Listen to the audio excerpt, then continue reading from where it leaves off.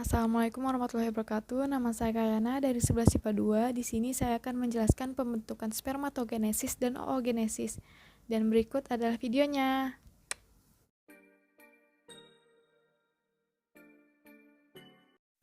Spermatogenesis adalah proses pembentukan sel sperma di dalam testis pria. Sel sperma diproduksi pada tubulus seminiferus di dalam testis. Di dalam dinding tubulus, banyak sel yang tersebar secara acak yang disebut sel Sertoli. Sel ini berfungsi untuk memberikan makanan untuk sel sperma yang belum matang. Dari spermatogonium, sel sperma akan berubah menjadi spermatosit primer dengan cara mitosis. Setelahnya, spermatosit primer membelah secara meiosis menjadi spermatosit sekunder yang berukuran sama. Melalui tahapan meiosis kedua, spermatosit sekunder membelah diri lagi menjadi 4 spermatid yang sama bentuk dan ukurannya. Spermatid merupakan tahap akhir sebelum akhirnya berubah menjadi sel sperma yang matang atau spermatozoa dan siap dikeluarkan bersama air manis ketika seorang pria mengalami ejakulasi. Sperma yang sudah matang memiliki kepala yang berbentuk lonjong dan datar, serta ekor yang bergelombang.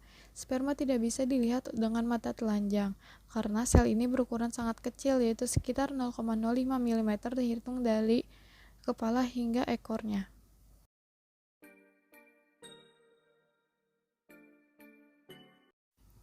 Oogenesis adalah proses pembentukan sel telur atau ovum pada wanita yang terjadi di antara ovarium atau indung telur. Oogenesis dimulai dengan adanya mitosis dan meiosis. Mitosis adalah proses pembelahan yang menghasilkan 2 gamet yang identik. Meiosis adalah pembelahan sel yang menghasilkan 4 gamet, yang masing-masingnya memiliki jumlah kromosom setengah dari sel induknya.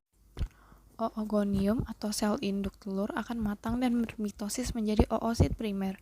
Oosit primer sendiri nantinya akan bermitosis menjadi 2 bagian menghasilkan oosit sekunder. Berbeda dengan proses spermatogenesis, pembelahan meiosis pertama pada proses oogenesis mengalami perkembangan sitoplasma atau bagian sel yang tidak berkembang. Akibatnya ada satu oosit yang memiliki banyak sitoplasma, sedangkan oosit lainnya tidak memiliki banyak sitoplasma berukuran lebih besar daripada oosit yang tidak mempunyai sitoplasma. Nah, oosit yang lebih inilah yang disebut dengan badan polar pertama.